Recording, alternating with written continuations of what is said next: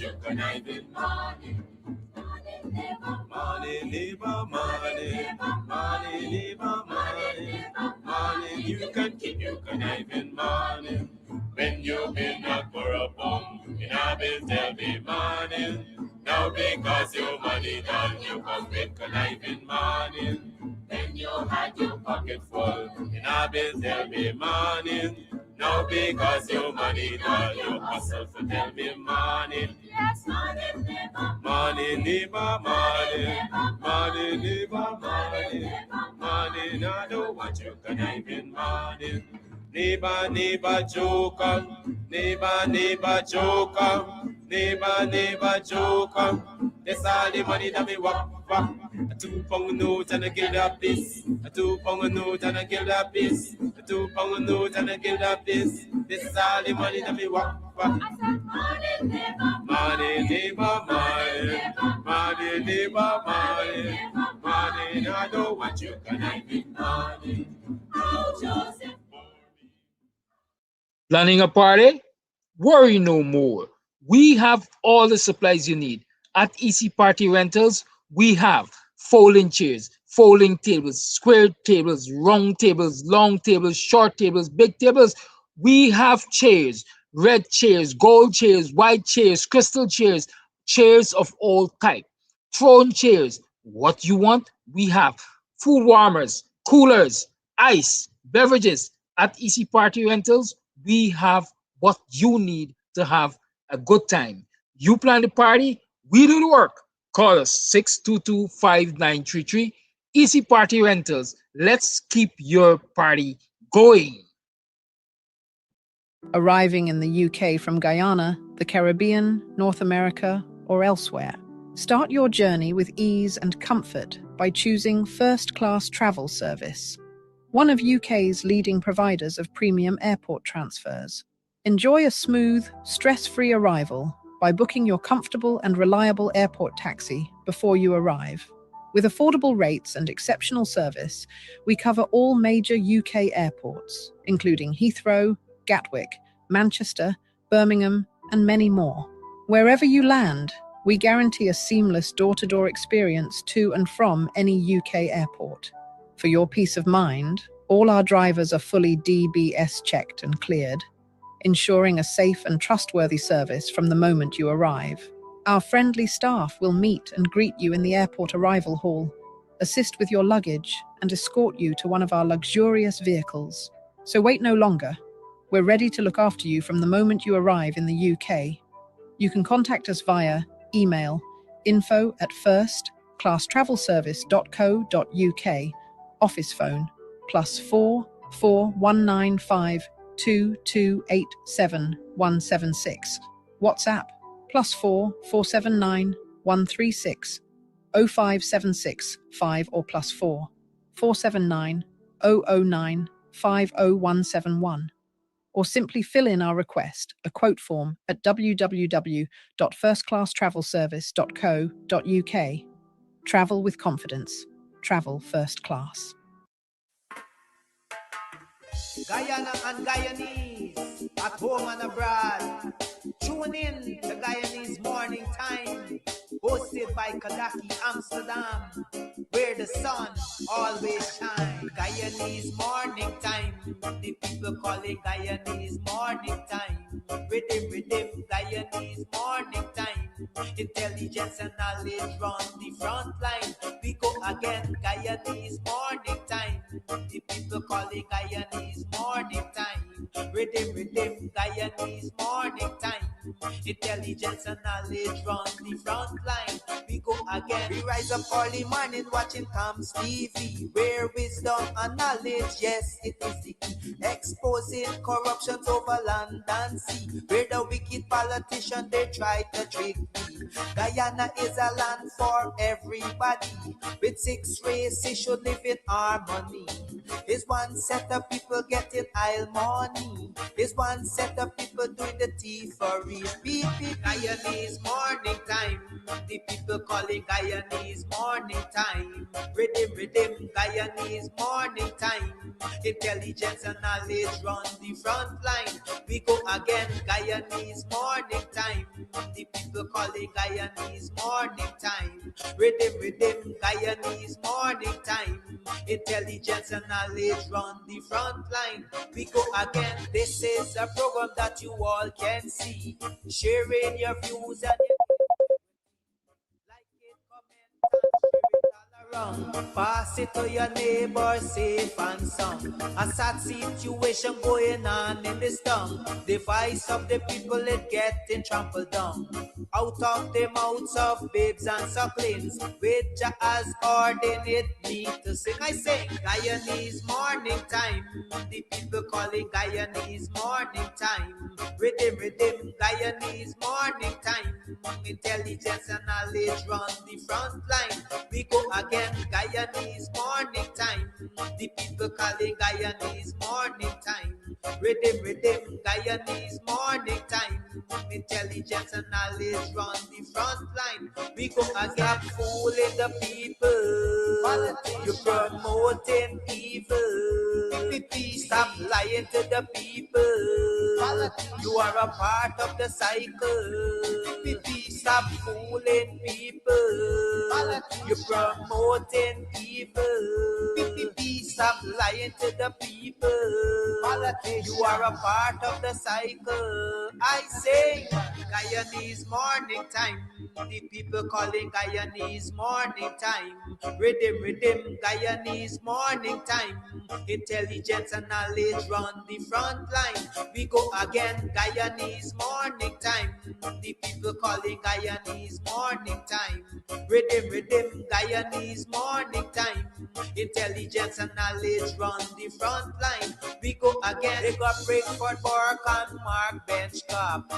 David Hines and Kadaki Amsterdam. Sherrod Duncan, Nigel London. Normal Brown and Gavin Matthews. Big up Pastor, Port People Governor. Simona Brooms, Robin Simpson. Hampton Green and Winston Jordan. And yes, we can go right on and on. Guyanese morning time. The people calling Guyanese morning time. Rhythm, Guyanese morning time. Intelligence and knowledge run the front line. We go again, Guyanese morning time. The people calling Guyanese morning time. Rhythm, Guyanese morning time. Intelligence and knowledge run the front line. We go again. The relatives and friends of young Quinlan Bacchus, they deserve justice. The family, the relatives and friends of our in Boston, they deserve justice. The family, the relatives and friends of Peter Headley, they deserve justice. And so when we say that Guyana is an apartheid state, we have the evidence to show.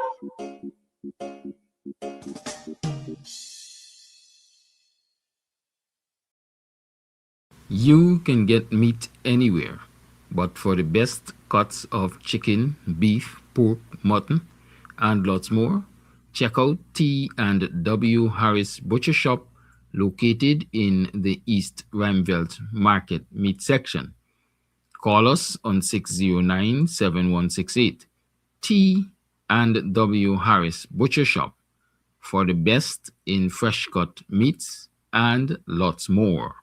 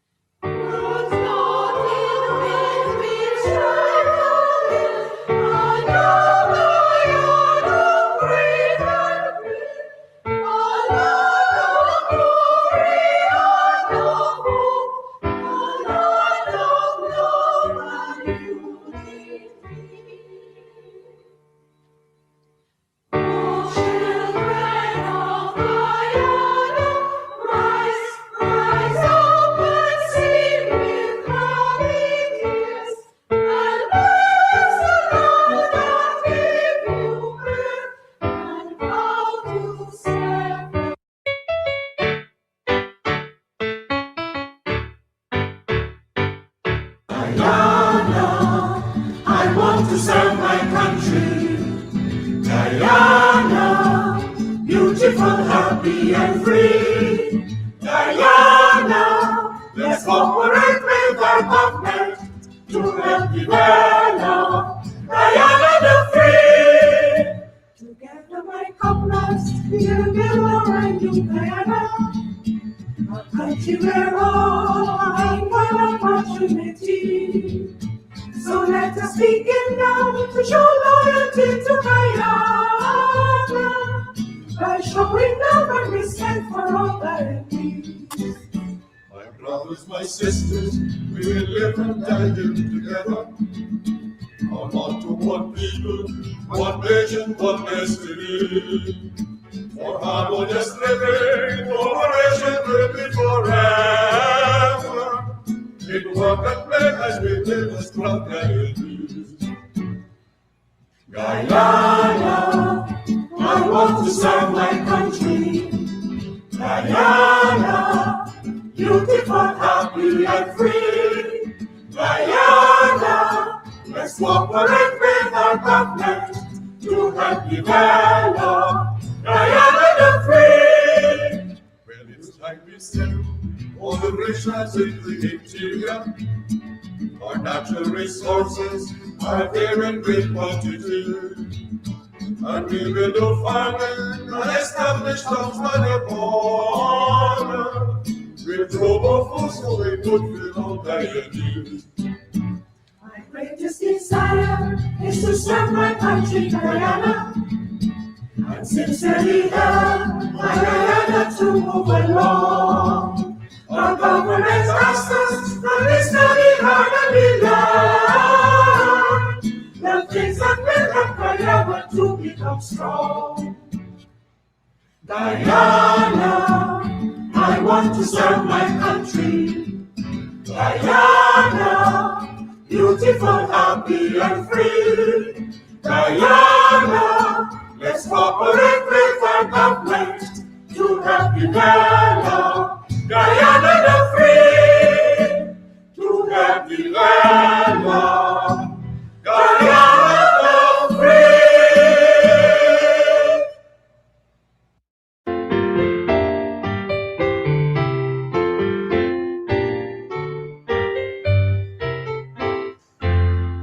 Marching towards the shining future, courage high, the past is gone. Brave for coming fear and counting mountain road is on and stone. Through the storm goes dark and blowing, through faith lightning flash and flame. One republic of Guyana, glorify Guyana's name. Forward, forward, youthful nation, ride with power the husband's might. May his strength forever grant to strive unceasingly for right. From Guyana's base consummate to white of Wednesday's train, build thy people, dear Guyana, strong, united, loyal, free. My Guyana, my Guyana, my Guyana. My Guyana, Eldorado, best of all the world away. In my heart wherever I wander, memory enshrined thee. All my hopes and aspirations, all my longings, only tie. Everlasting bonds around us, as the fleeting years roll by.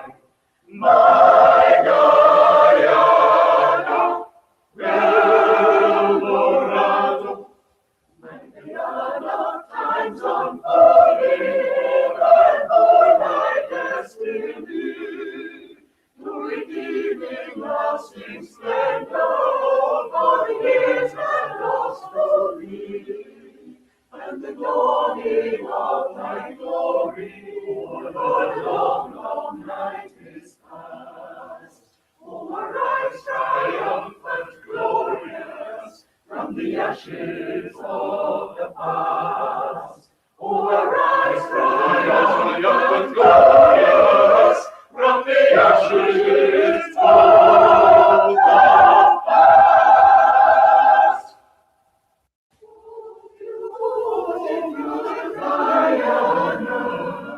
Oh, my lovely native land, more dear to me than all the world, I see washed sun is strand.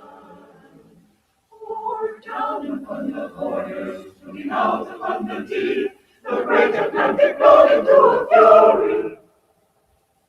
For a sleep at morn, at noon, or entering the crimson sunset's glow. I love thee, I love thee, I love thee.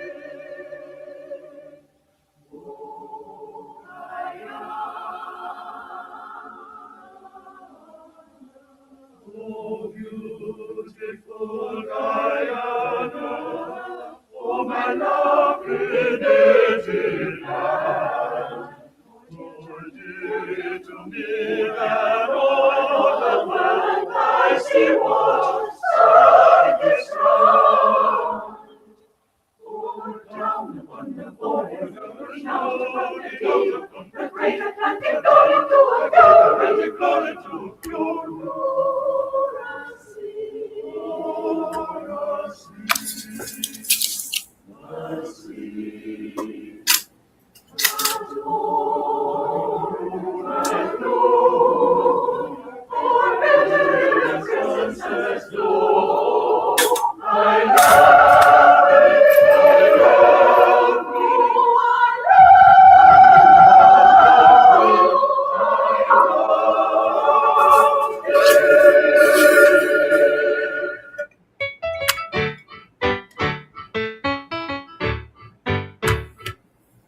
Hey, morning, hey, morning.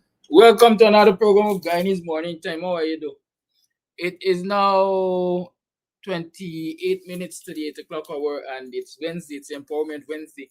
Welcome to the program. How you been? How was it yesterday? How was it last night? How are you feeling this morning? What's going on? What makes you optimistic? What gives you a good laugh? You know, as a youngster growing up in school, we used to have a way of saying to our classmates and so on, and schoolmates and so on, are you storing a melody? You know, as a student of literature, you came to learn what melody is. And so we used to tease one another, are you storing a melody? Are you finding any melody in the story of Guyana? Are you continuing to find melody in the story of Guyana? A president that has acquired, the opposition leader says, 150 acres of land and established a ranch on it. But other sources are saying it is in excess of 200 acres of land. 200 or 210 or somewhere about that. So the opposition leader might be underreporting, right? You like Matsin. But at the end of the day, the reality is you have a president, a sovereign president that has a ranch the size of which can provide house lots for hundreds of thousands of people, perhaps thousands of persons.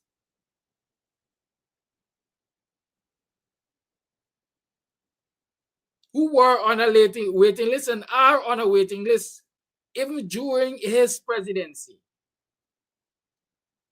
But no, that land can help to provide housing relief for these people. It can be acquired and it can be developed within short time. As we like to say, within short order. into a ranch that is valued at billions of dollars. You know, I'm challenging Dr. Waldron. Dr. Waldron, come to the front of the class. Mustafa, come to the front of the class. I'm going to show y'all something with Mustafa just now, and I'm going to laugh y'all as a set of people. You know, we have to be a really, really stupid set of people in this country, like Jagyo says. Not that he is any different. But I'm saying in blind man country, one eye man a king. So y'all got Jagyo and the likes of the PPP operating as though they're kings because you behave as though you're blinded in this country. Right? But no, man, it's like I'm talking to myself. There ain't enough people on this live. Y'all share the live. Share the live. Tell them I'm here. And I'm going to be really ranting this morning. I have guests also. I have two gentlemen who will come and join me on this morning's program. And we're going to be talking about the current state of fear in the society. We're going to be talking about the comatose attitude of Guyanese and why they behave as though they're comatose. We're going to be talking about a continued campaign against the former President's Pension and Other Benefits Act 2026. So call up a friend, tell a friend that we're live, and call the PPP people and tell them that we're live too, because they got to come and defend the government this morning. They got to come and defend the government this morning.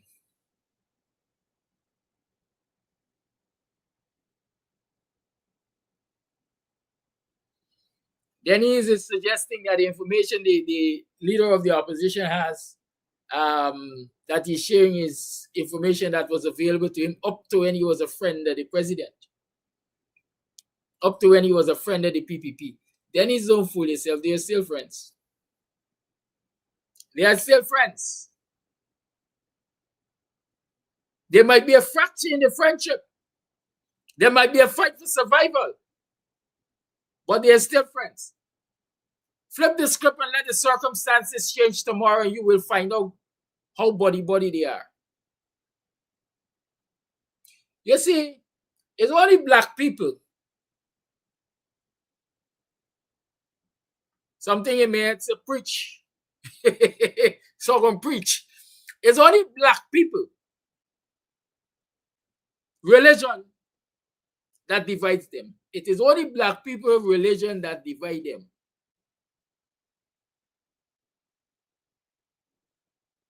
Islam unites its people. Hinduism unites its people because they only got one form of Islam basically and one form of Hinduism basically. But you see, when it comes to black man and the religion, they got Pentecostal, they got Presbyterian, they got Lutheran, they got Anglican, they got Catholic, they got Congregational. There's 6 different denominations of Christianity I just got. That's the religion of the black man.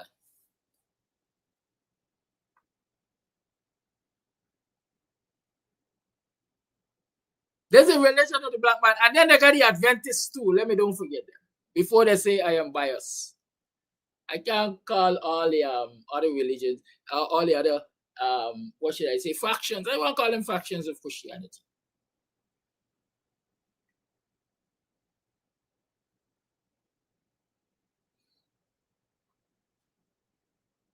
Right? So they got different denominations of Christianity. I'm a Seventh-day Adventist.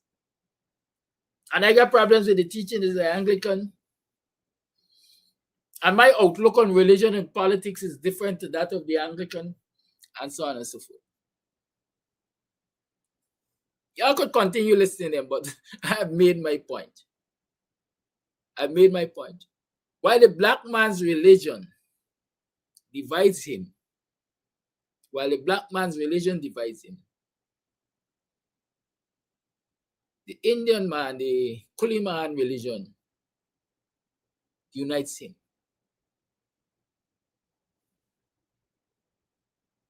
And so the two of them, Ali and Muhammad, might be fighting for each other's neck in the public sphere, in the realm of politics.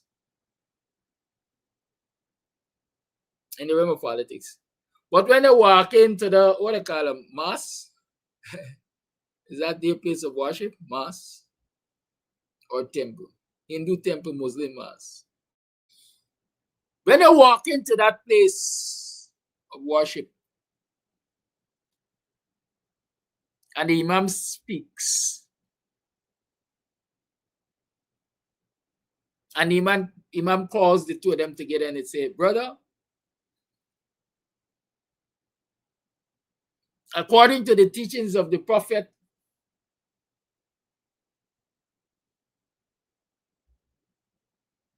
enmity is not permitted.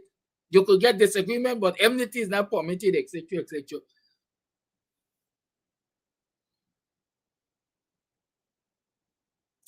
Listen to Shell Mohammed, for example, and even Azudin, every time or most times they talk about Irfan, they talk about the Muslim brother. The Muslim brother who?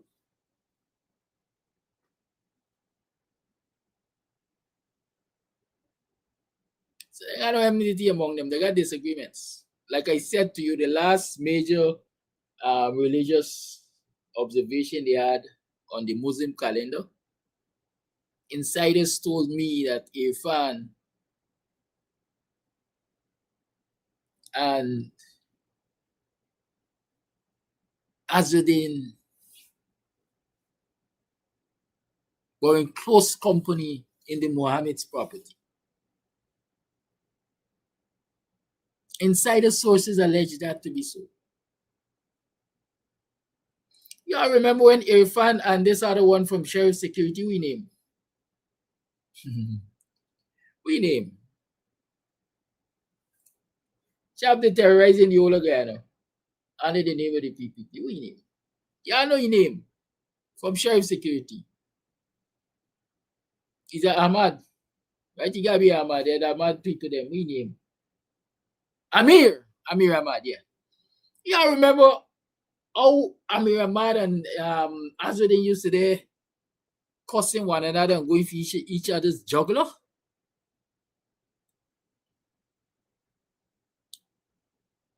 Y'all remember? And then Azudin turned up at the pump station, I think. Is it a pump station? I think a pump station. The same pump station that critics was to be building, that he couldn't complete in a million years. And they took the contract and give it to Sheriff Construction or something like that. And Azudin turned up there and Amir was there and they had a good gaff. Didn't they have a good gaff? They looked like they were enemies when they were talking there. I don't know about you, but anybody that I consider my enemy, I don't even want to tell man.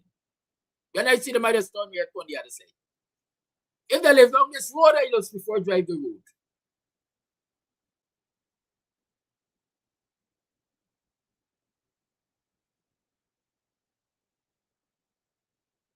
Most of us are going to stand up at a pump site or some construction site and gaff. Even make tantalize. So y'all don't be duped by this and there's a problem again. Y'all just allow yourself to be duped. Right, share the live. I ain't started to show you the numbers yet. This morning I'm in a greedy mood. I want big numbers to talk, big things to. Right, but in the meantime, I did say I'm going to show y'all something. I laugh at you. Laugh at every single one of you. Because this can't be pertaining to me. This could not be pertaining to me. I don't sit back and allow this level of foolishness to pass. Right? How is it a nation that once took pride from its quality of education, the amount of scholars we had in the government, the amount of scholars that we had across this country, across the globe, across the world, the influence Guyanese had across the world because of their education, their skills and their training and their achievement. Imagine a man like Walter Rodney left here and gone till to Africa, gone till to Jamaica, gone to, all around the world to influence change. because of his education. And we now in a place named Guy Dubai. And allowing a set of dunce. And set of dunces, this is what I want to call them this morning. Dunces are perhaps school dropouts because I can't see them this complete primary education. A president who can call the word reciprocal and reciprocity. Tell you about reciprocity.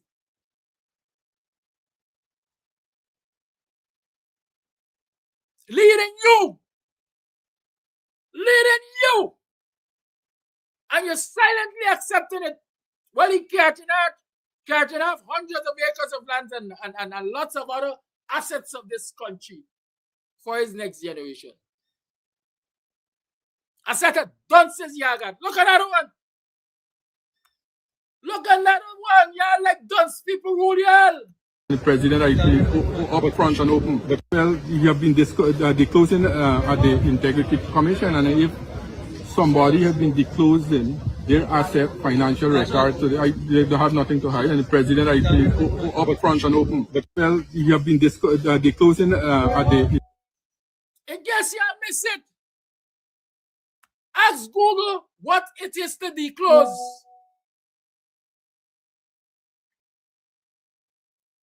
The president's got it right, maybe, because he said he has been disclosing or he has disclosed his assets to the Integrity Commission.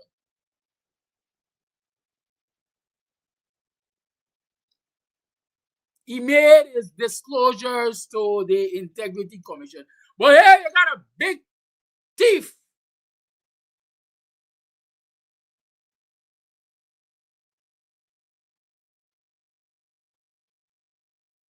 One of them will become a multi-billionaire overnight. His son got contract. His son is a doctor, by the way. I think they say so.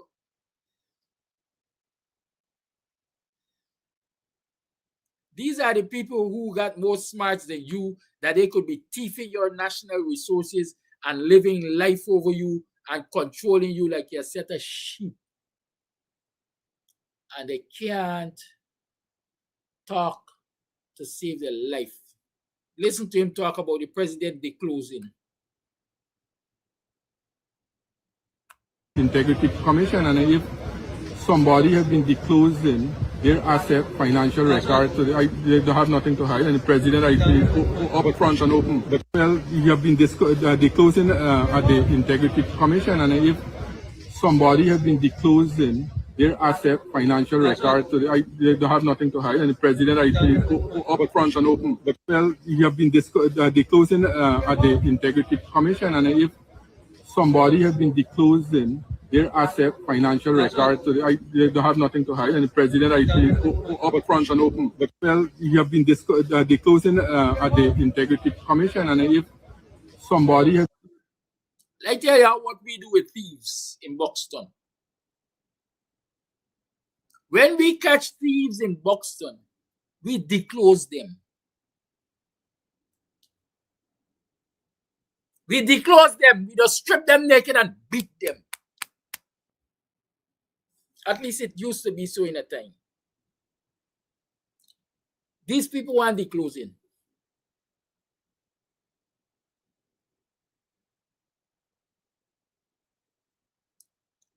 I challenge the integrity of the Integrity Commission.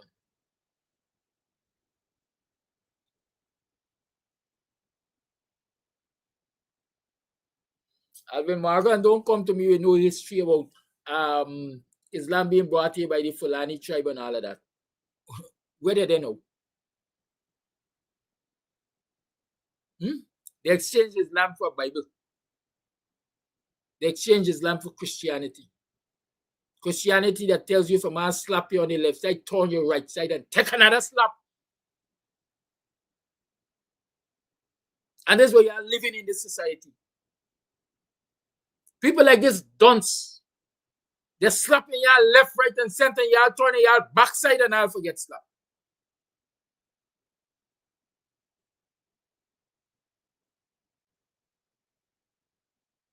Back to regular programming. I am questioning the integrity of the Integrity Commission. Because if I go to the Integrity Commission and I declare that I got 10 piglets, they're going to accept that I got 10 piglets.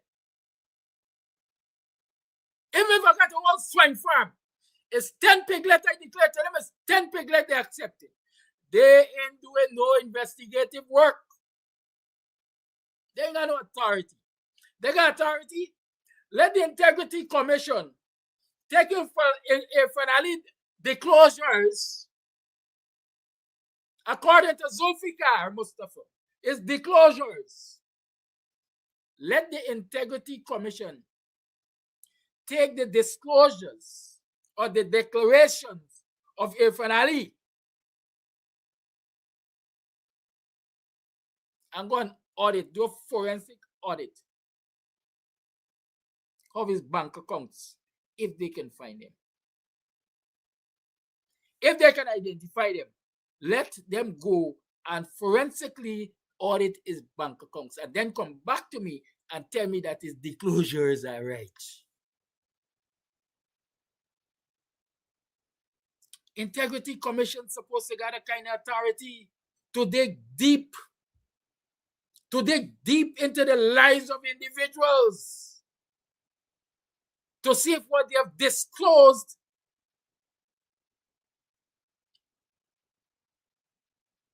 is accurate.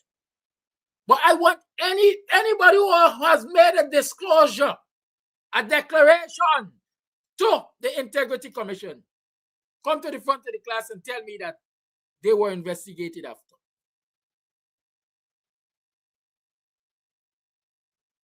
Besides, who pays the piper calls the tune?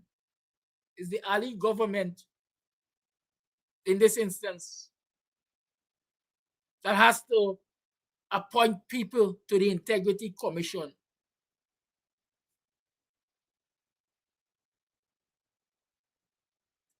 For the most part, the nature of man is that he will appoint people who are favorable to them. You believe the people that they appointed who are favorable to them got any interest in skinning them up? Yeah? Y'all stop taking 6 to 9. Stop taking 6 to 9. Stop allowing a set of dunces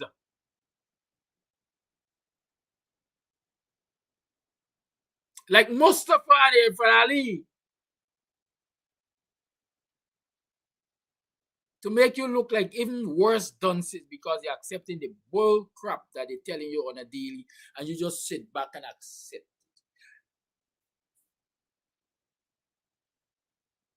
Disclosure. You know, years ago I had an experience and I don't forget it. Because it is one thing to be robbed or tricked.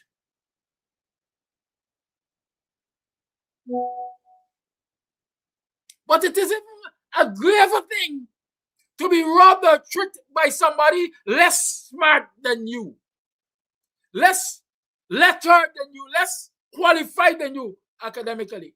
Dunce. Oh, big. Why you think a lot of educated people when they get fished? When they get robbed, when they get scammed, they'll stay quiet and suffer the blows because they are usually ashamed to tell people that they were scammed by people usually they look down to as lesser than them. Oh, that's an unlettered nigger from the back of Buxton. But the same unlettered nigger from the back of Buxton scam you and you stay quiet because you want people to know that the lesser lettered nigger from the back of Buxton is 10 times smarter than you. So you stay quiet and you suffer in silence. Yes, sir.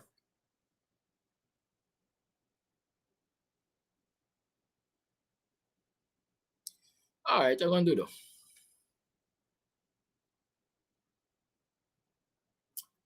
Yeah. I tell you all what happened to me years ago. And I never forgot that story and I will never forget it. Because the man that tricked me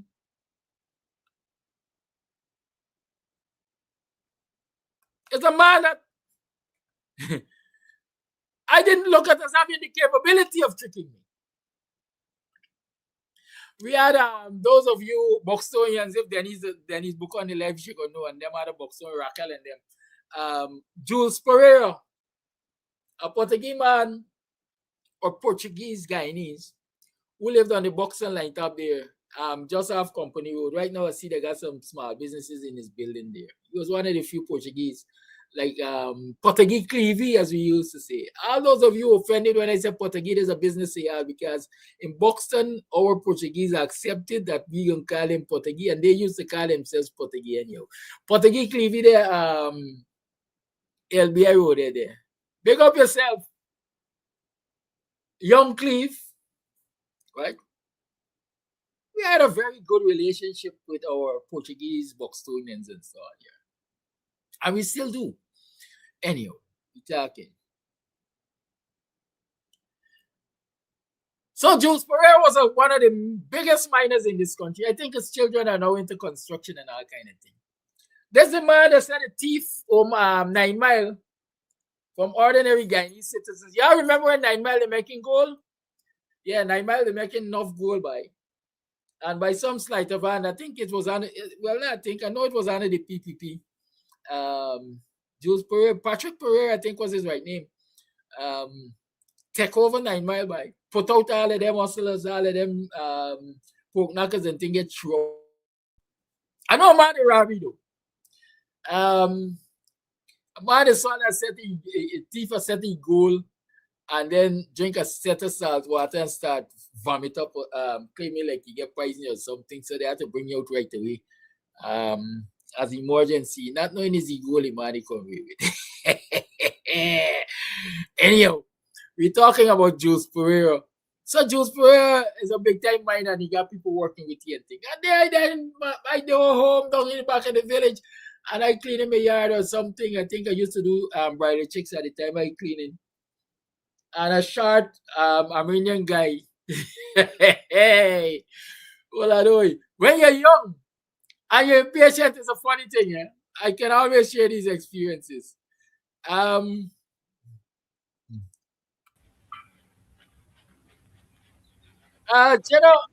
you're in my concern. Bring your just.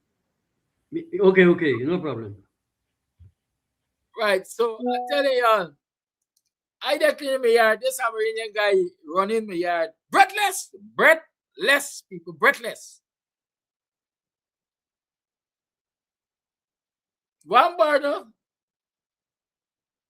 I just work with Jules Pereira and he owe me some money and he pay me and I thief some gold. I got some gold and thing and so I want to sell the gold and thing. Them time though, I had my bar, I had my business next door. My brother used to operate a business and so on thing.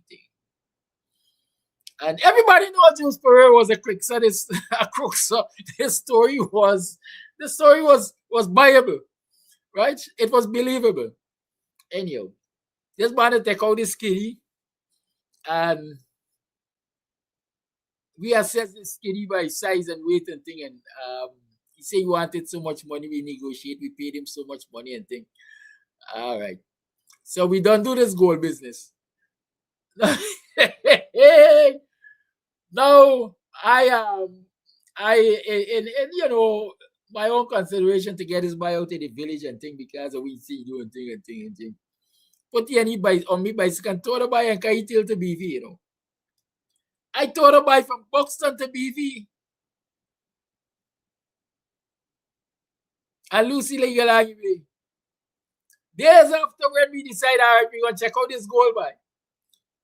You know, it's a set of brass filings. It's a set of brass filings. I have never been so embarrassed. I have never been so embarrassed. But it taught me a lesson.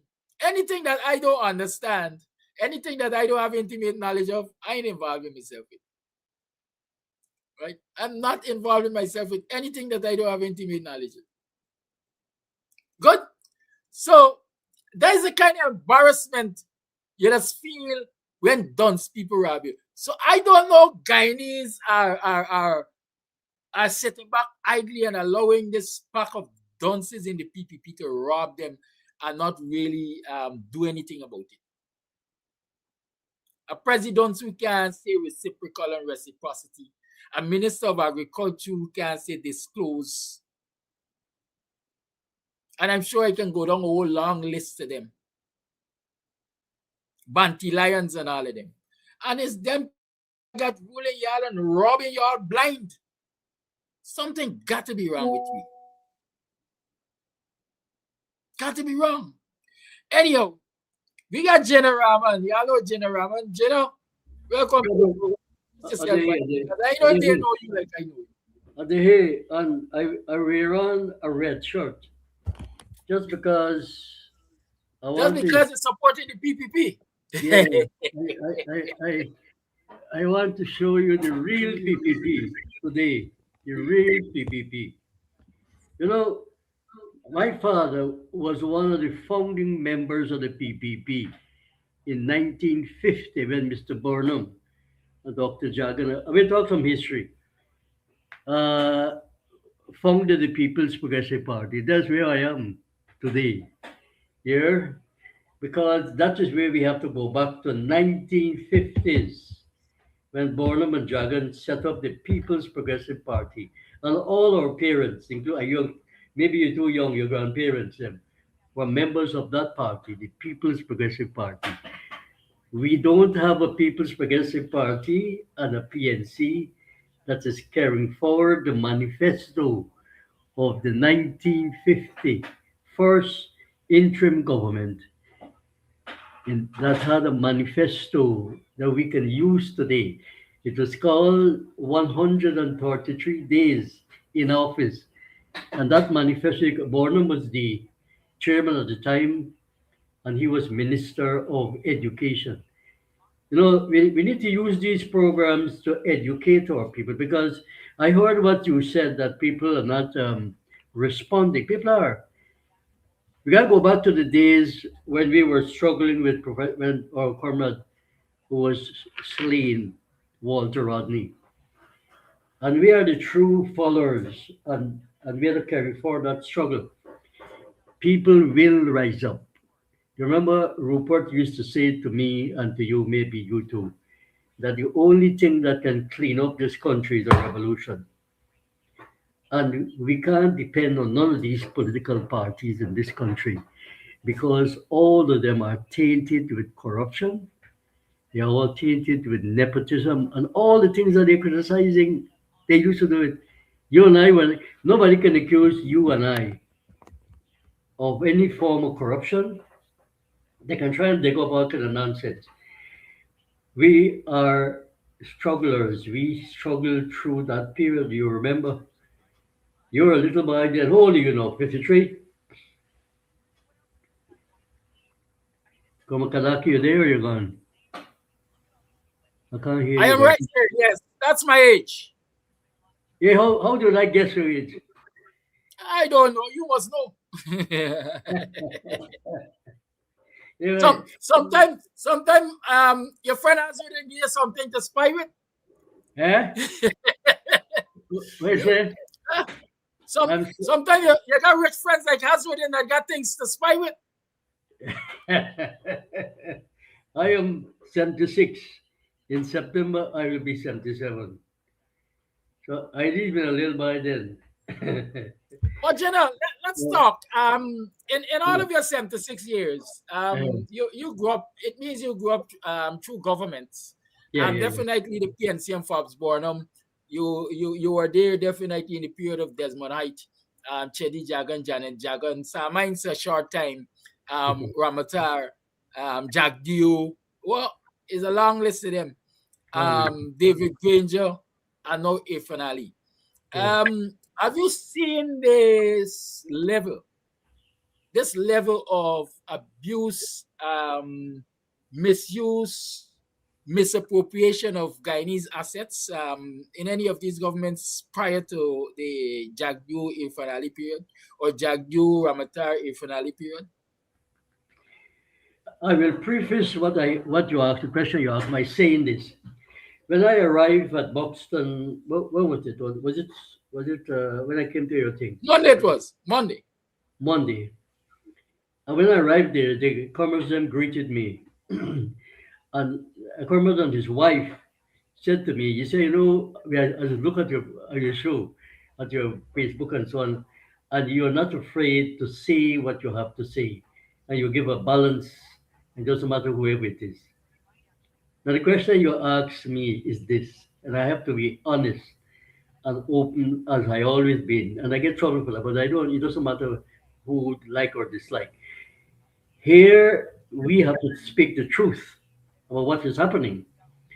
And you asked me a good question, and I came onto the program thinking, how do I say this to people that I have never believed at my age, born in the People's Progressive Party, that I never believed I would have experienced something like this. You know, when we were in the PPP, the truth is that we used to criticize Bornham heavily. You know that. And when I left the PPP in 1979 and I was associated with the WP, Working People's Alliance.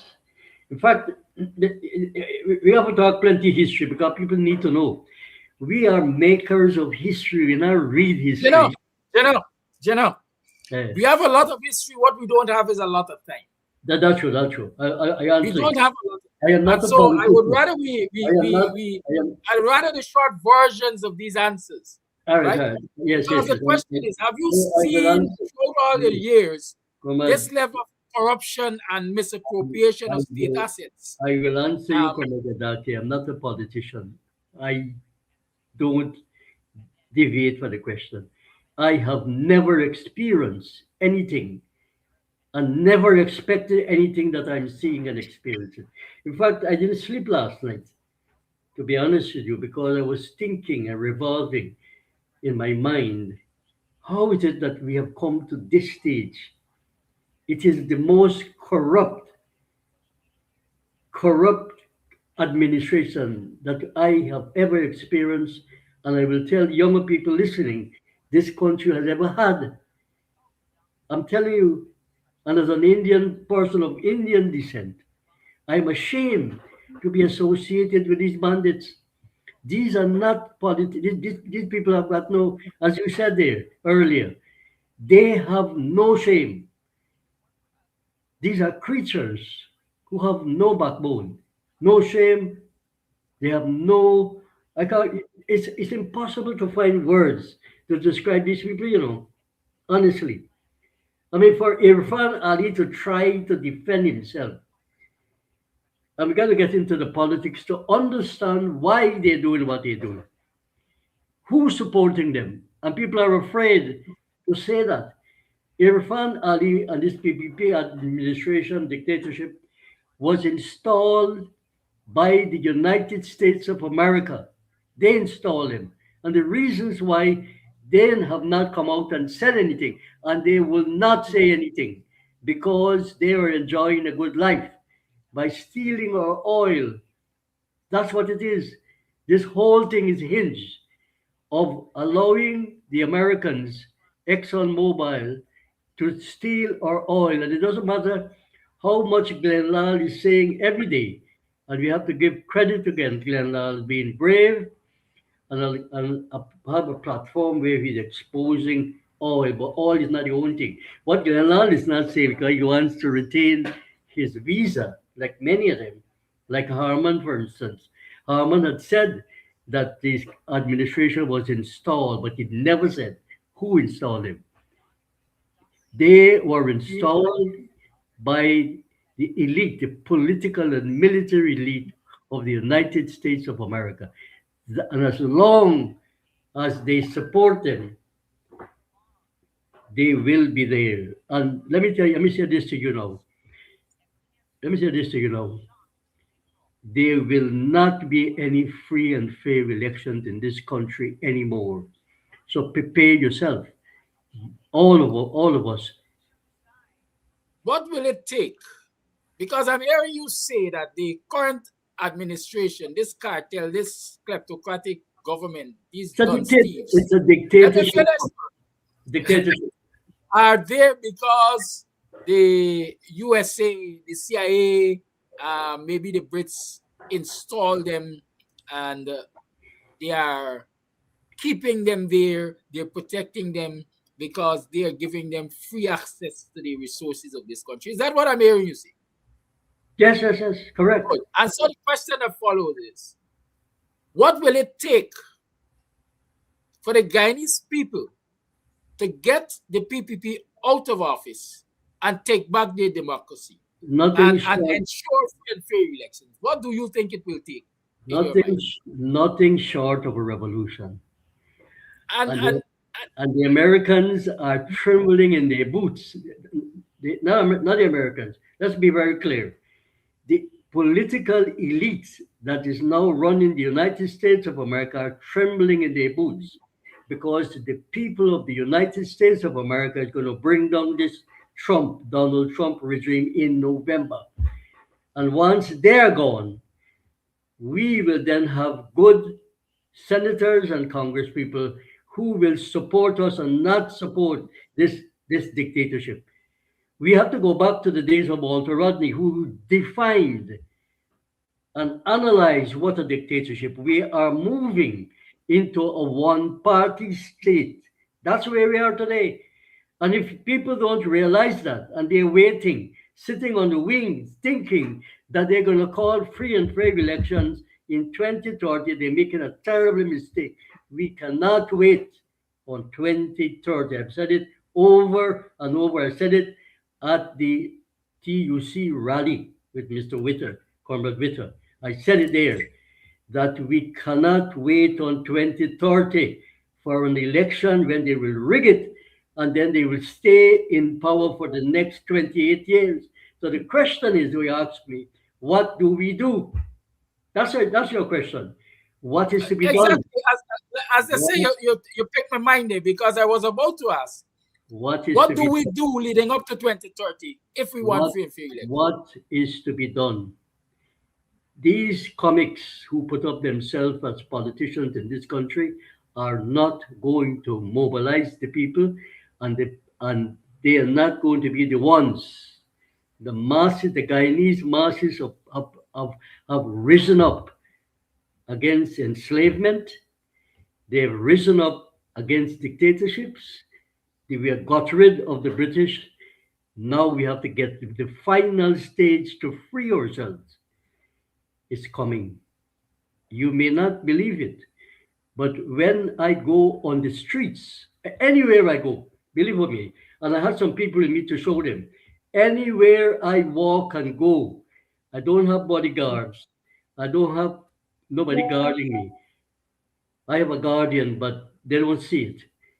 The point is that Indian people in particular are against this dictatorship, that we have to call it a dictatorship, and you have to do that too, because you have to define what we are experiencing. It is a dictatorship and it's moving to a one party state, believe it or not, worse than the Borno regime. And at some stage, we need to make a distinction between the Burnham administration, which we call the dictatorship during those days, and these criminals. These, you can't find better word to describe them. So the thing is, the masses of people will be mobilized. They're becoming conscious. Remember the days Walter didn't have what you and I have. Remember that? Yeah, he didn't have this. So this administration is afraid of what you and I are doing, General, mortally afraid, and the um, masses of people are being mobilized. They've been mobilized, and we have to have patience. We have to have patience. You want it? General, Yeah. I heard you saying several things, and I want to zoom in on a couple of things.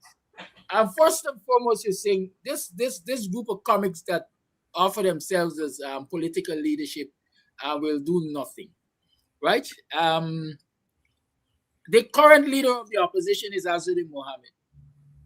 Are you saying that, first and foremost, do you see Azuddin Mohammed as a comic? And secondly, are you saying he will do nothing in terms of mobilizing to really remove the PPP and stop this lawlessness that is taking place? Watch. That's the first Watch. question I want to ask you. I am The second all. one, I will answer you. I will answer you. proceed. I will answer you. I will answer you.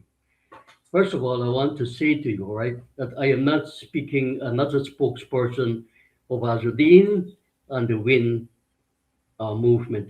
The Win is not a political party, it's a movement. You understand? Because they have no structure. And they will tell you that they're for good for reasons that I don't understand. But so I am not speaking on their behalf. Let me make it absolutely clear. So whatever I say on your program, whatever I write, I am a journalist, I'm a writer, I'm the chairman of the National Farmers Organization that was set up in 1980 with myself, my brother Hafiz, who died, and Professor Comrade Walter Rodney. All right? So I have a legacy. And so therefore that is how I am speaking.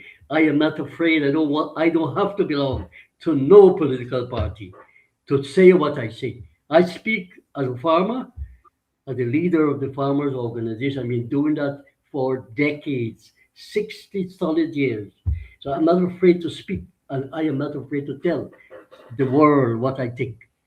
I said to you that the way to demolish this dictatorship, you have to have unity among all the people, regardless of your differences of opinion.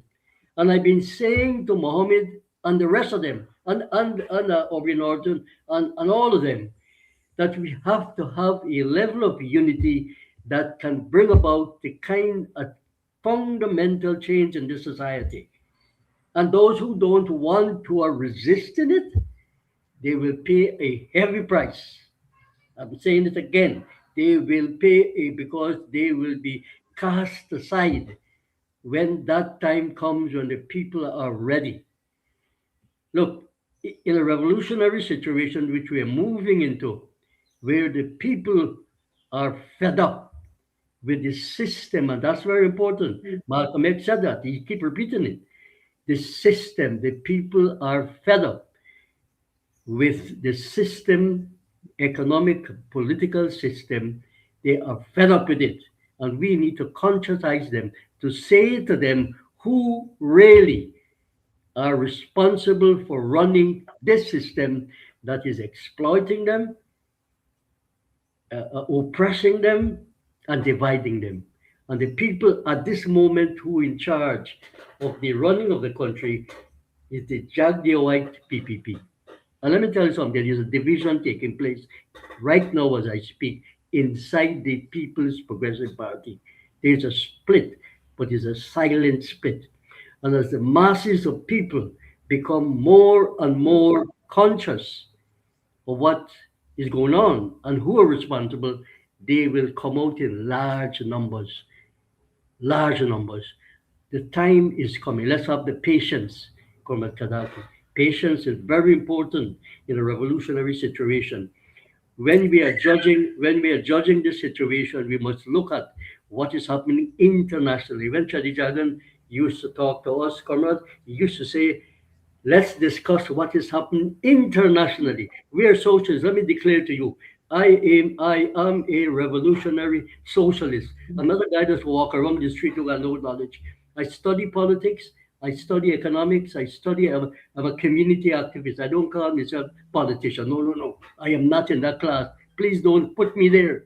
Do not put me All there. right. Let me, for clarity's sake, say I didn't ask you to speak on behalf of the Win.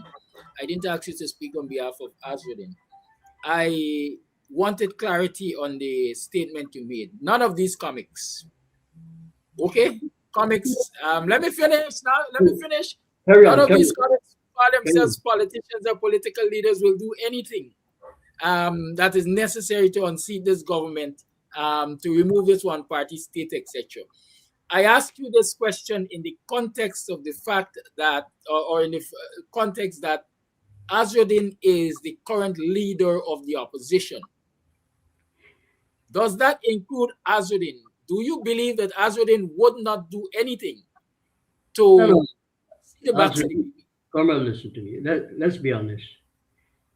Ashuddin find himself, not me putting another you, he find himself in a very difficult situation where the Americans want to toss him out of the country. All right?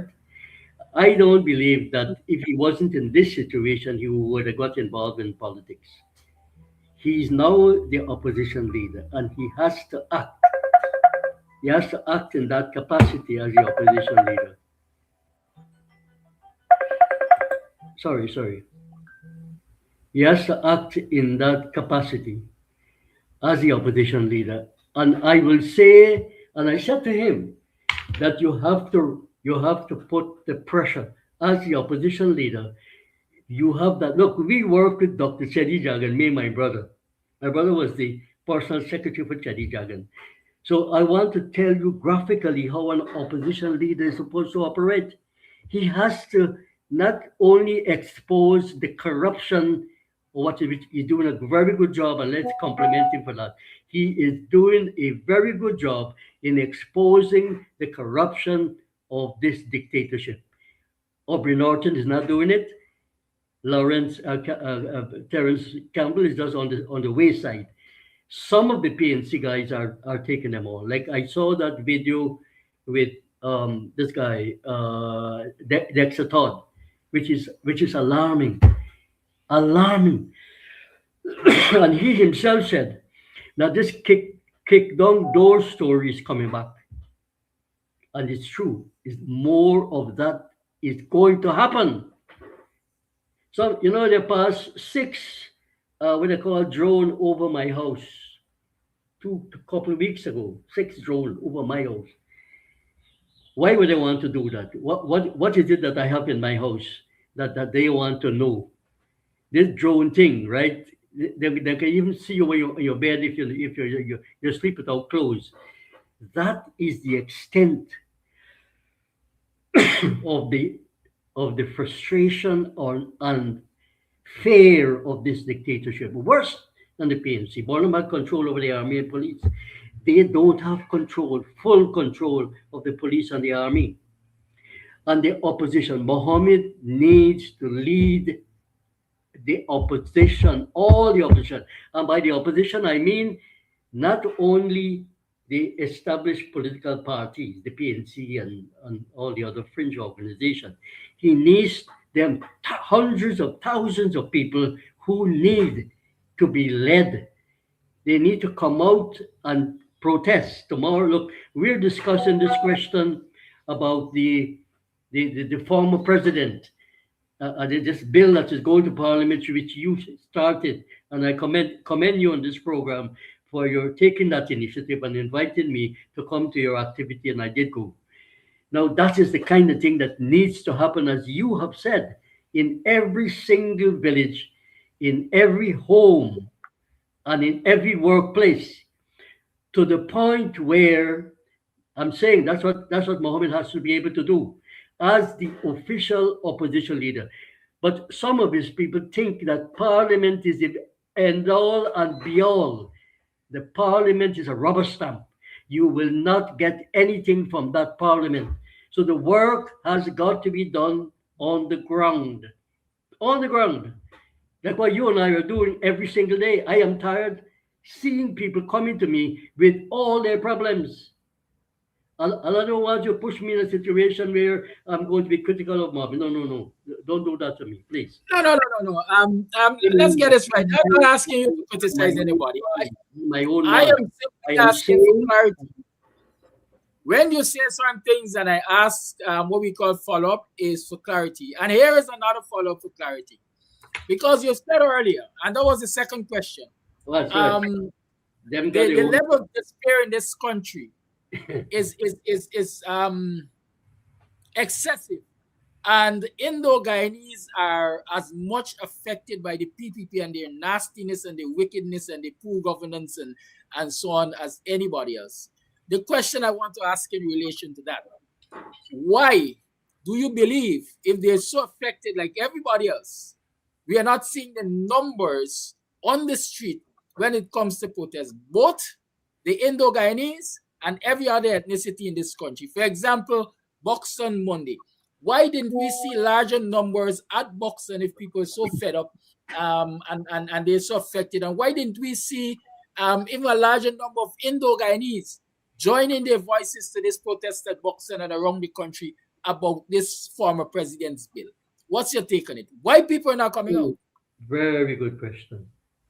Very good question. This whole program should be based on that because both PPP and PNC have used this tool of racism to divide people.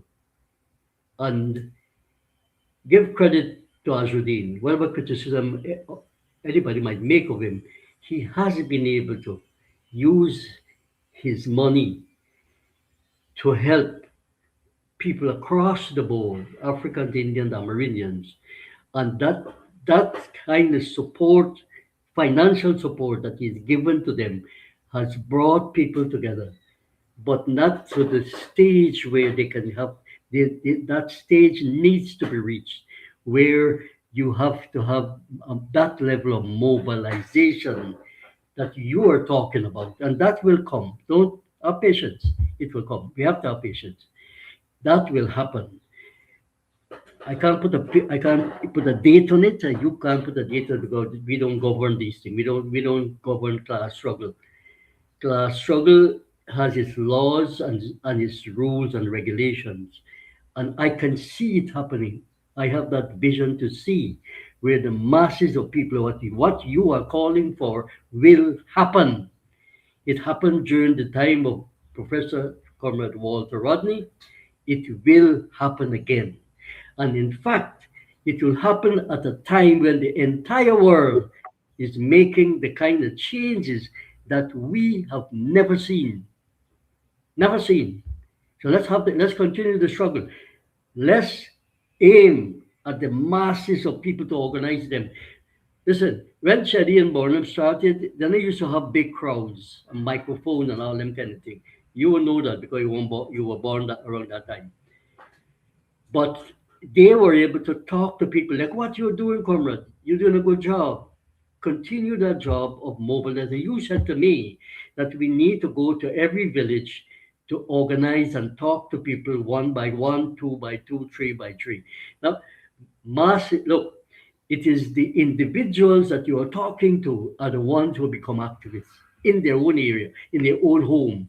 I saw an interview recently with an Indian woman, which VPAC did, and she said that she will never again vote for the PPP. She's talking about voting.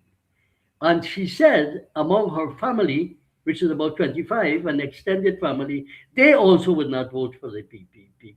So when you think that the Indian people, they're afraid, because even afraid, the terror that this establishment is putting on people is unbelievable. And the masters in Washington and the American embassy there, the woman, what's her name? I can't remember her name. Tirat or something like that. She is the one who was directing the show in Guyana. You understand? You have to follow the politics. And we have to educate the people, give them analysis of what is happening. The woman Sarah, who was Sarah Lynch, who was the ambassador, she is the one who is the grandmother, the godmother of Irfan Ali's son. How close are you to get to show that we are not in Azruddin and what the boy name? Irfan Ali. I'm sorry, I'm mixing up the two things because they were friends. You see, you have to understand that they were friends before. Now they get around with each other. I told Kwame, I wrote something back to Kwame this morning. I said, Kwame, is it a tit for tat now? He says so, this one says so, that one says. I said, look, we were never involved in that kind of thing, Are they friends still, Jenna? Yeah? Are they friends still? Buy me here one story that I can't tell you. I'm tell you private.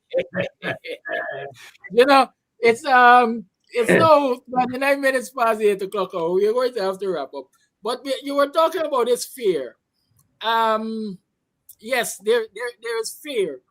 But should this fear really prevent people from You said, for example, the Indian woman talk about her family being 25 and so on, and they will not ever vote again for the PPP. Shouldn't those 25 people be strong enough and bold enough to join a public protest and say the PPP is wicked and they're doing wickedness? No, Because if all of those families come out, then the numbers will be bigger. Aren't the citizens more than the PPP? I ask you to have patience, Comrade, and judge the situation dialectically.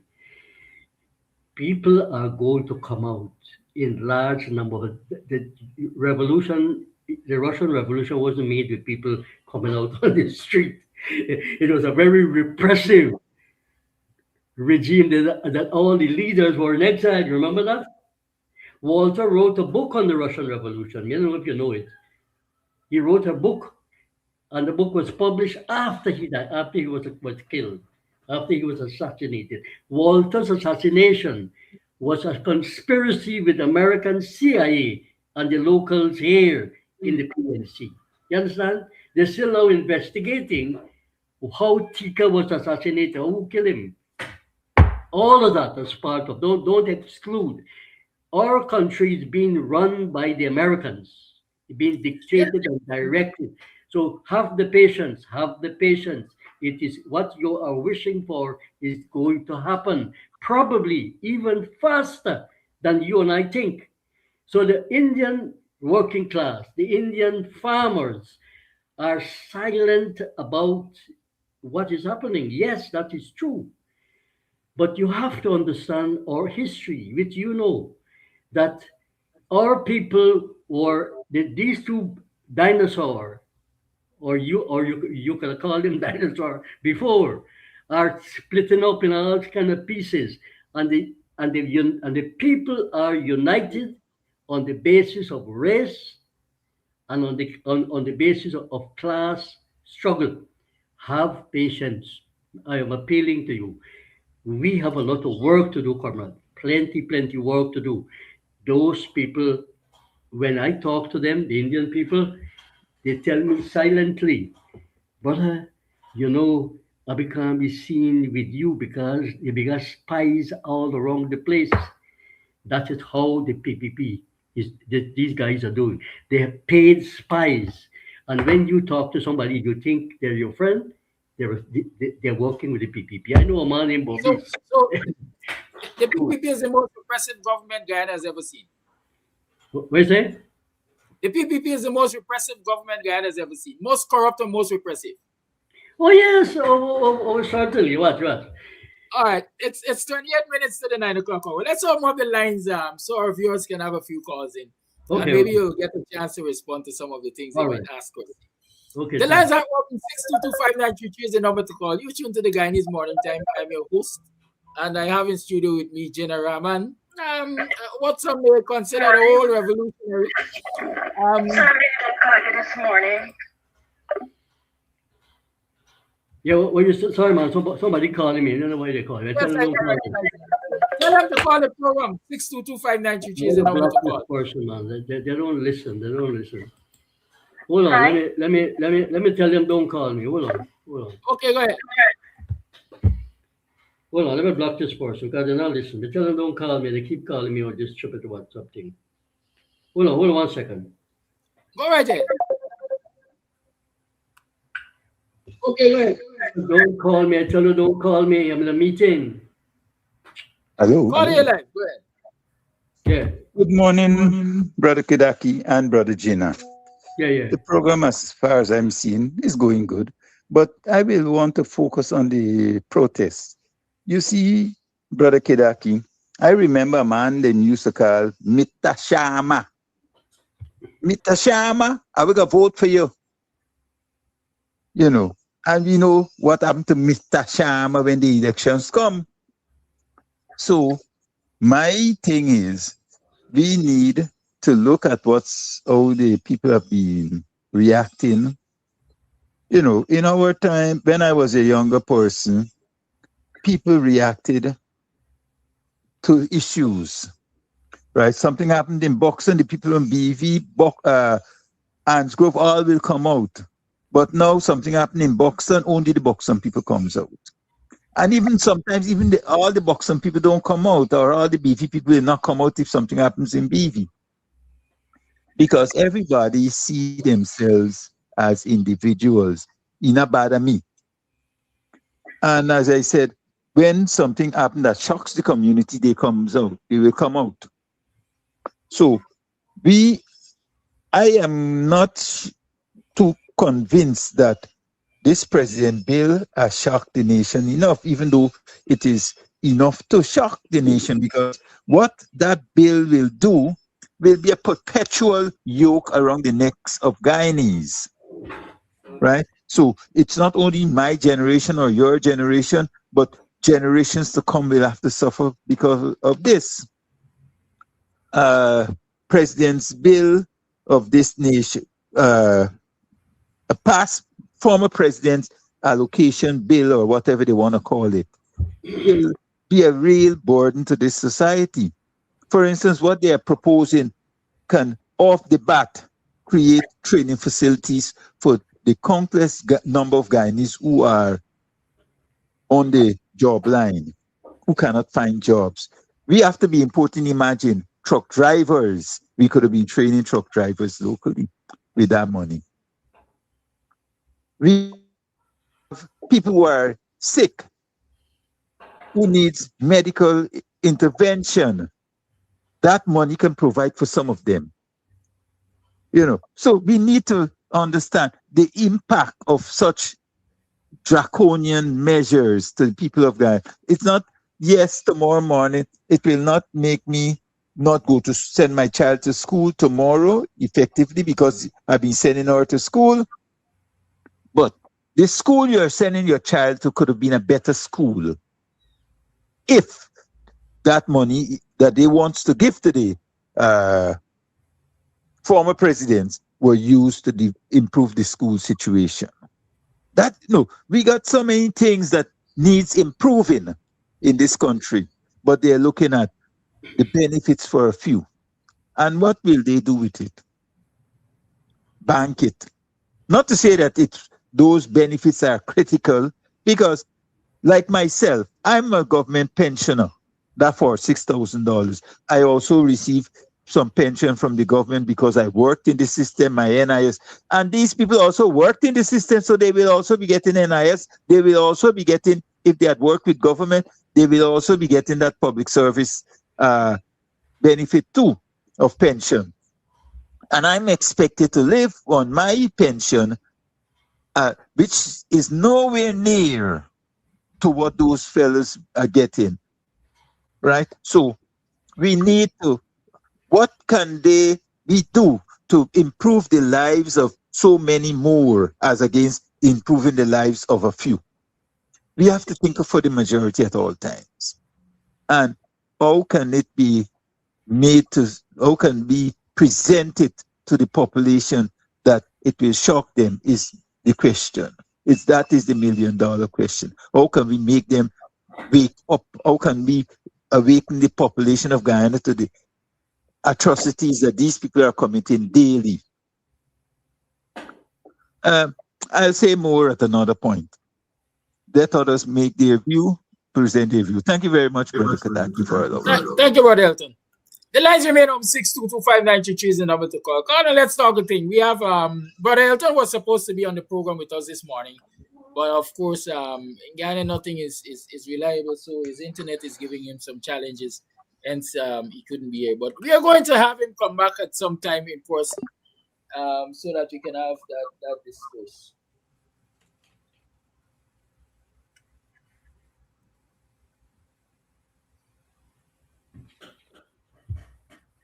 All right, I want to get you on the program, so hang up and call back, please.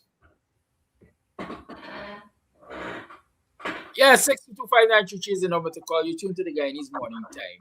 We have 21 minutes to the 9 o'clock hour. Let's start the thing. You've heard the opinions of General Rahman. You've heard Brother Elton. I've had my say. And let me clarify for those, or let me say to those who are listening to the program, when I hear Brother Jenner say we need a revolution, right? It could be an ambiguous term, but I always say revolution means change. Right? Revolution means change. However you achieve that change, or however you plan to achieve that change, is a matter for you. But revolution for me means change. Call it on. Good morning. Morning, brother. Good afternoon. Morning, viewers. Good morning. Morning, You brother don't say Jano. morning. I say greeting. Listening to brother Greeting. Jano Greetings. on your program. You got some things that I hear, brother Jano, talk that I just be talking the same thing, brother Kadaki. And one of the thing is that we got a lot of work to do, as brother Jano say. We got a lot of work to do, a lot of work. And the next thing, with the Indian brothers and sisters them in the community, we hear Brother Jenna talk about how it is go with them when I ask him about the participation in things. But that you experience things in the Indian community where you go in to video things with them with protests that they run is not easy in the community there.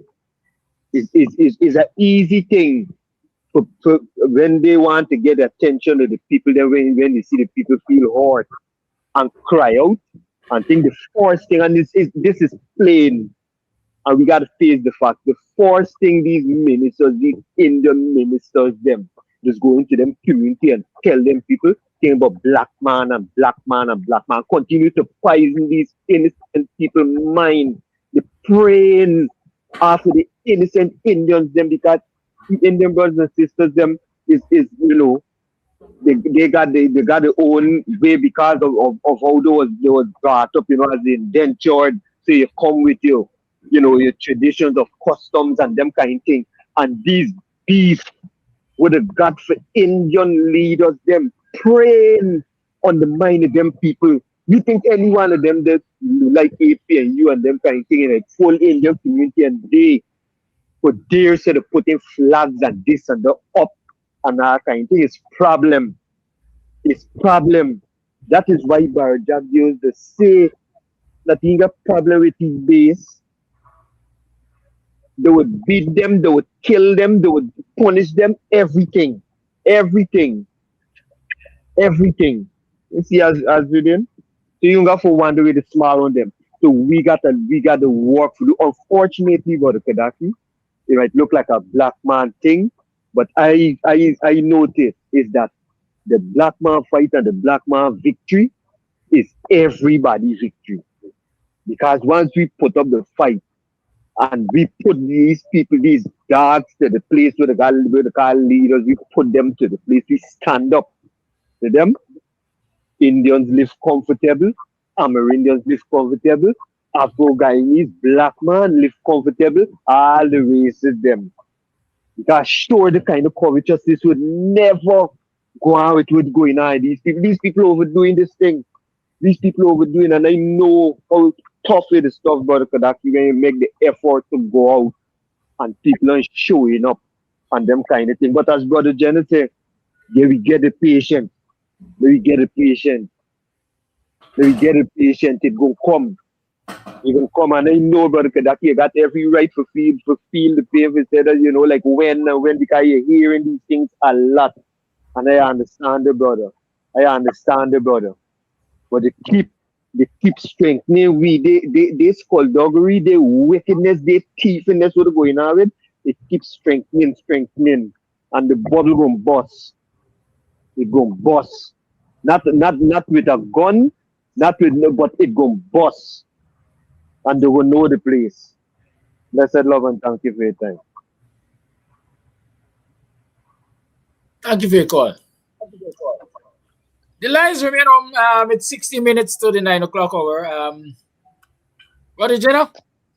Yes. 60 minutes to 9. If you want to respond and at the same time make your closing remarks, and thank you. Okay. What that brother said, I can't add more what he said. He said it. That is true what he said. Your volume is low. You're low on volume. I don't know why. I'm low in volume. Just a minute. Let me see what's going on here. But we are being targeted, all around. They don't want us. They're so terrified. Are you hearing me now? Yeah, I can hear you. They are so terrified that they will do every single thing to shut us up. You will understand that.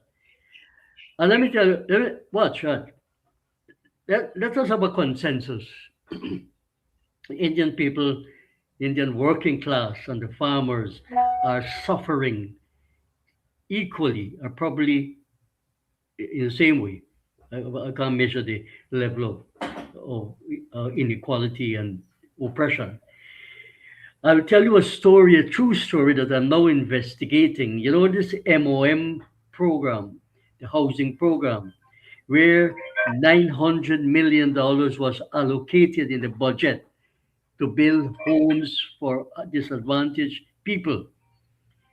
I'll tell you a story which I reported to the ERC, the Ethnic Relations Commission, where they approved building a house for a woman, an Indian woman, and then when somebody buzzed into the air that the woman was associated with Azruddin more than a year or 2 years ago, they they um they then the house was being built halfway, buddy, and they stopped building the house.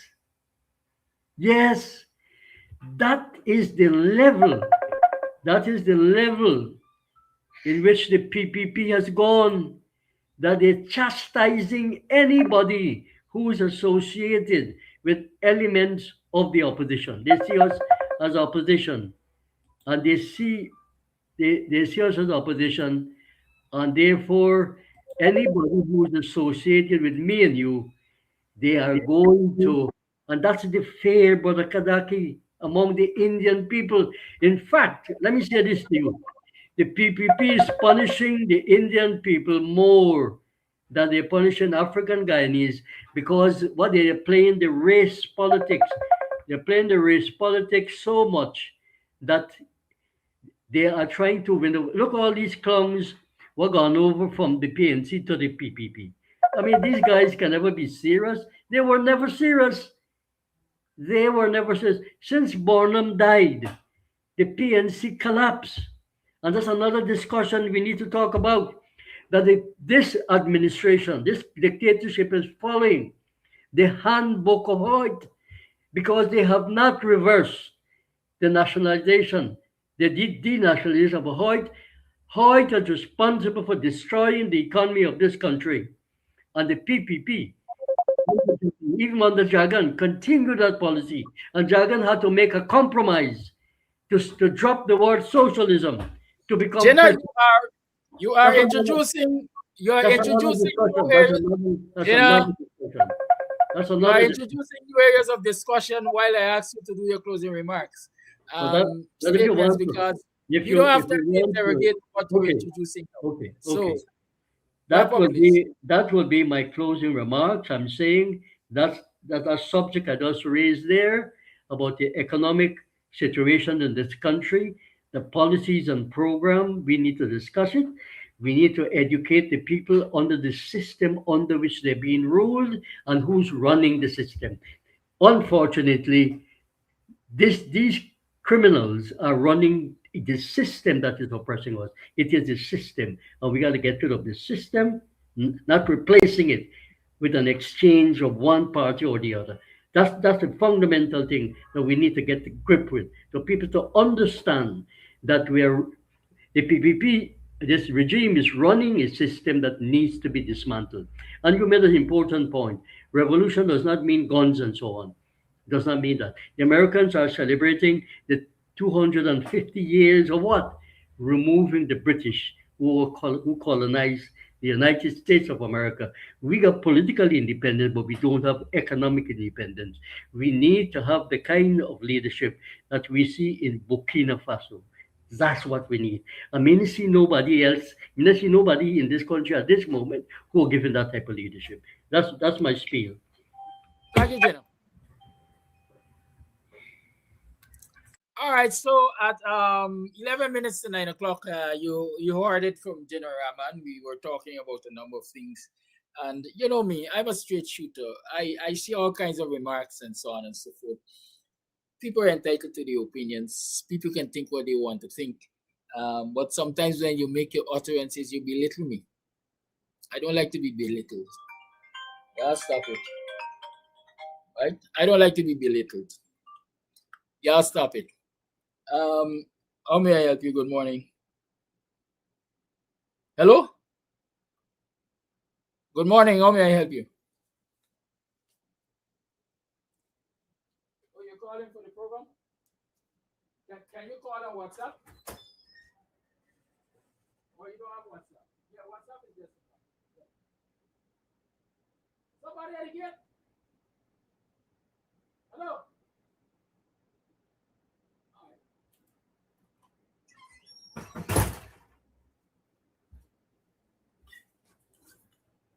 Yes.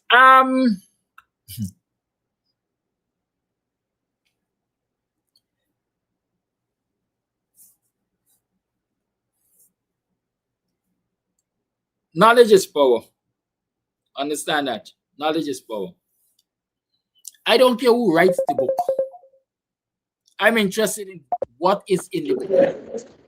Call you on. Good morning.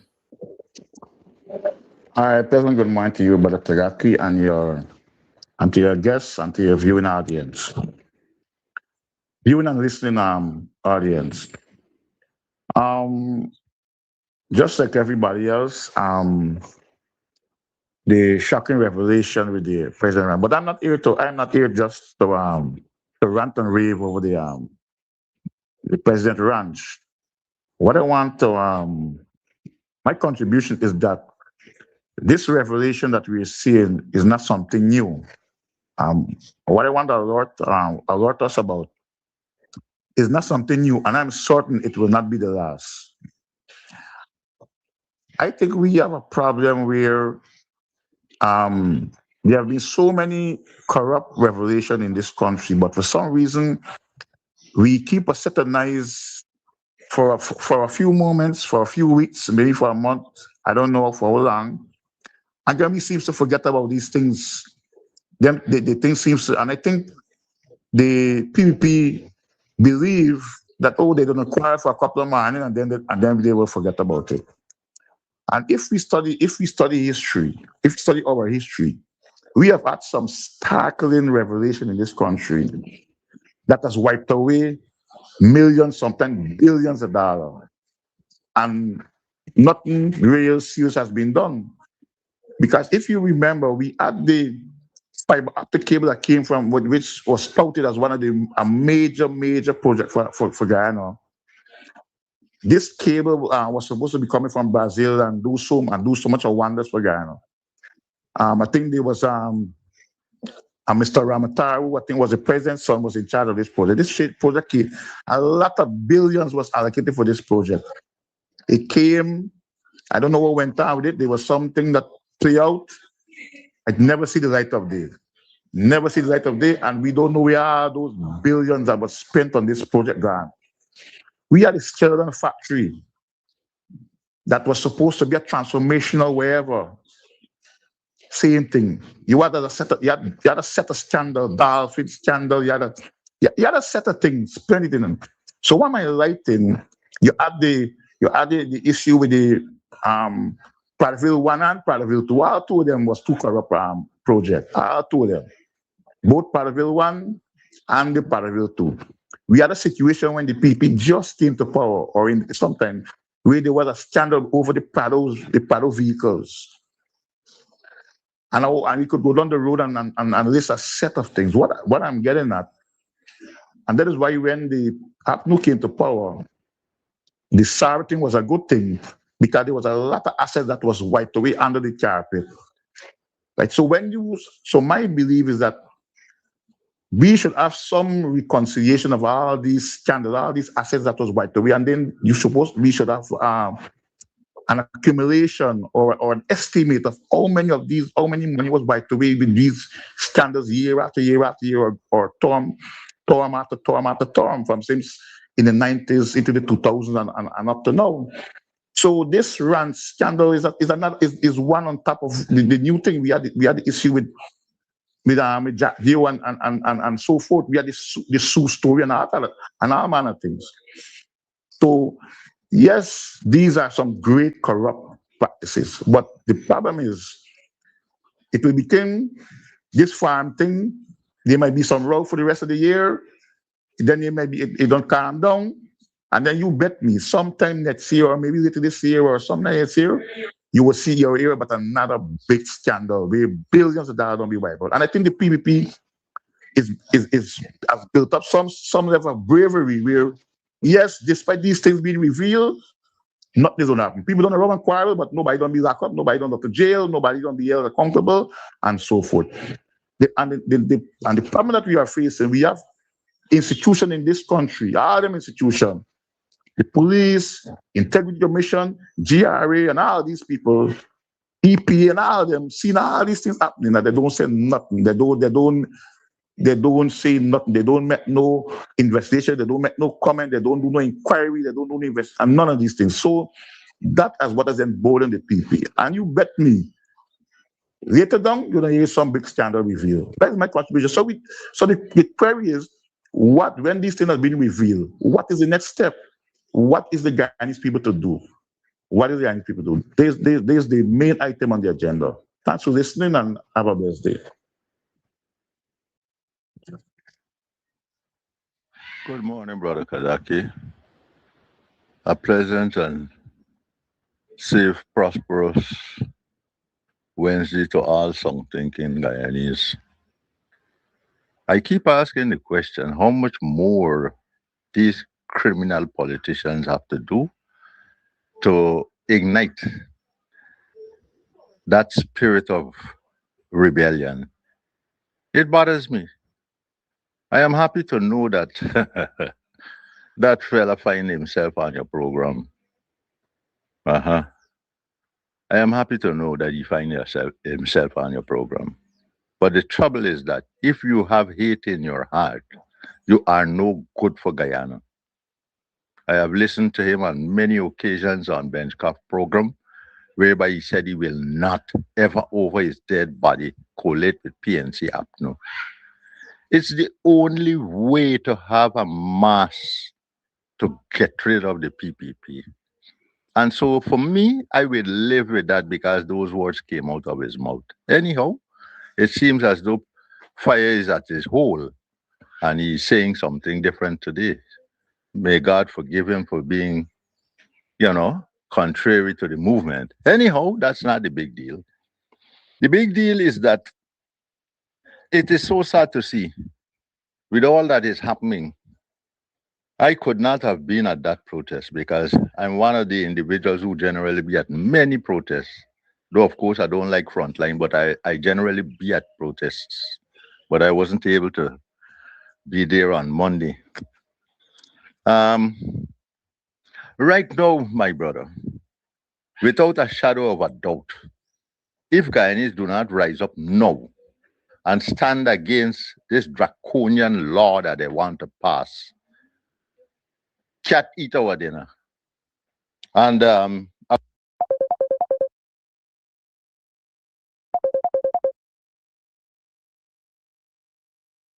I would like to say specifically to my Indian brothers, you folks have been sitting on your laurels all your life in Guyana. All the good in this country was created and fought for by the African man. And it is time, if you people are willing to shelf some of your racist mind and join with the African man and the few Amerindians to make a difference. I would also like to say to Azuddin, stop making yourself a pussycat.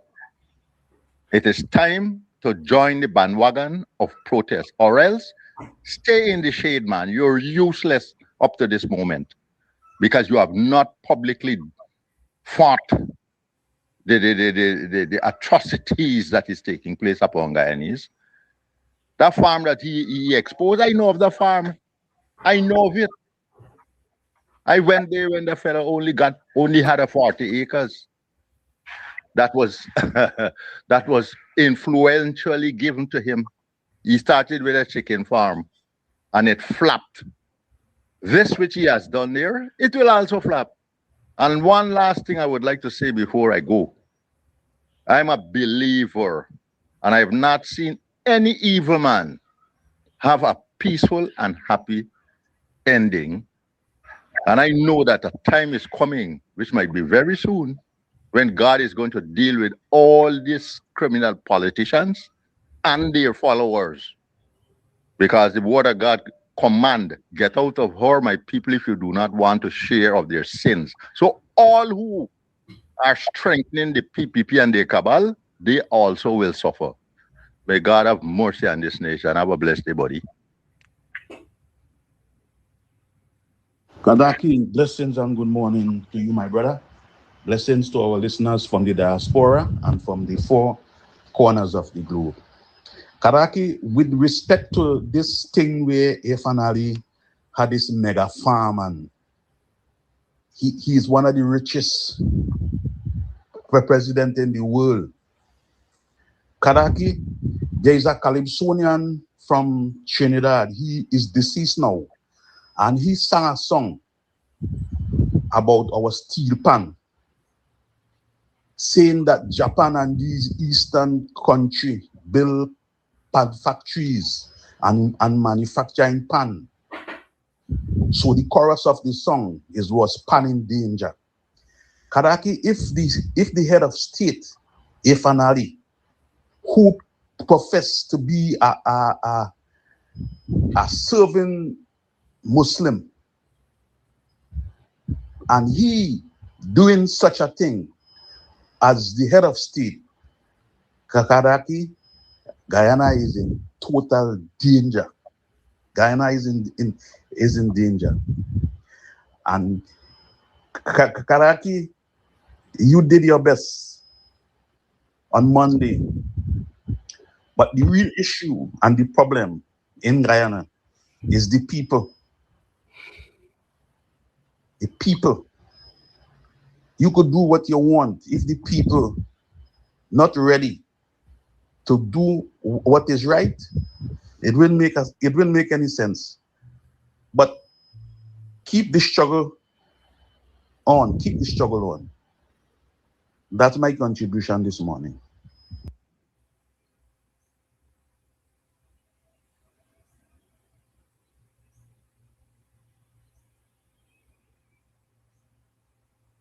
Hi, good morning, Mr. Kadaki.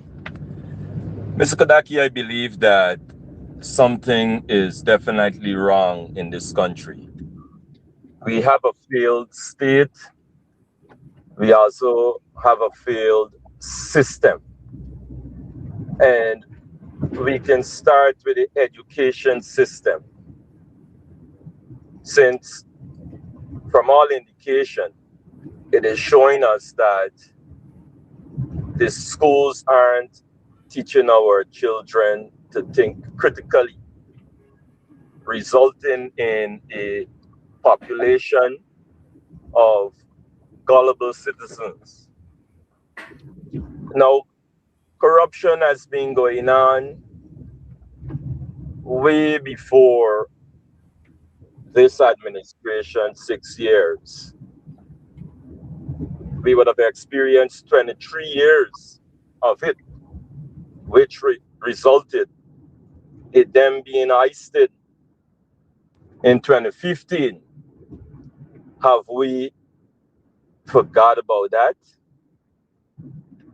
Officials with 19 fraud charges, and the list goes on. But I think one of the issues there is that the previous administration failed to act in the manner that the citizens were expecting them to act in relation to those matters. So instead, what happens? Those officials who now form part of this government have become emboldened, and they don't care. They don't care what they do anymore. Yes, we see certain folks are exposing this corruption. But what action is being taken? The previous administration was exposing it too, way before 2015. Hence, again, the PPP being ousted from office. But what action? We expose the corruption, what next? What action, to hold them accountable? That is my biggest concern. What policy actions are we taking? Are we just going to talk and they're just going to continue doing what they're doing? Come on now.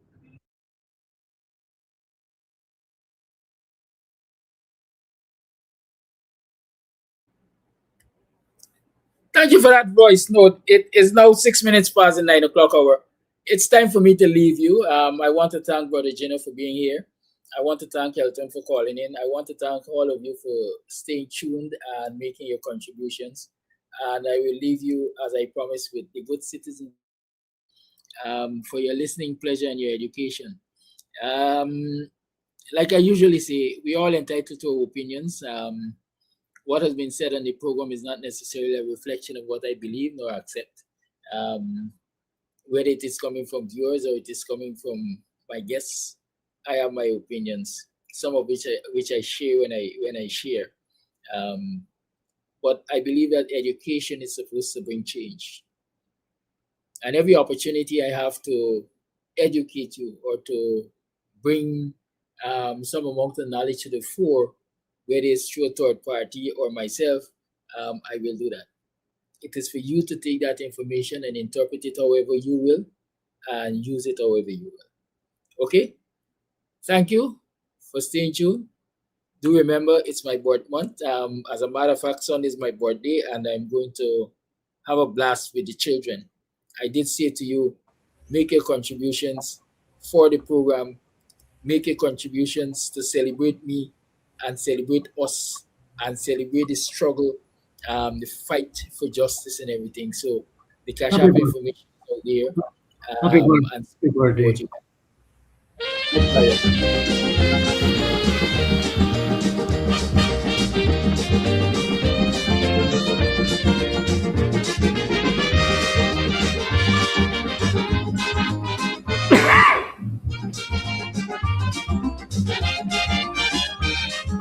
When does someone really become a good citizen? I'd like to know for sure. Why, when the ordinary man disagrees with the establishment, they call it treason. Why should they persecute a brother for seeking black power? Don't they know a blind man could see that this is blatant hypocrisy? The real traitors and them are all high in society. Yet the government protecting all of them and penalizing you and me. And in a million different ways they violate the law. It's the same good no good bastards who oppressed it all. They sell in black market, making excess profit, paying a starvation salary. These good citizens are the architects of economic slavery.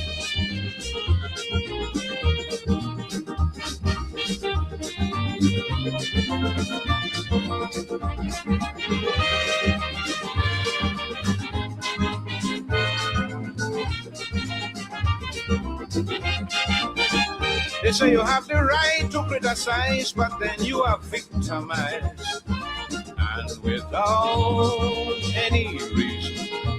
Many a time you find yourself politically paralyzed by that same good city. Yet these fakes and phonies enjoy a long life of luxury while they spread corruption throughout the country. When they should be arrested, they're protected and respected in this society. And in a million different ways, they violate the law. It's the same good no good bastards who oppress the poor. With a false declaration, tax evasion, defrauding customs duty. These good citizens are the architects of economic slavery.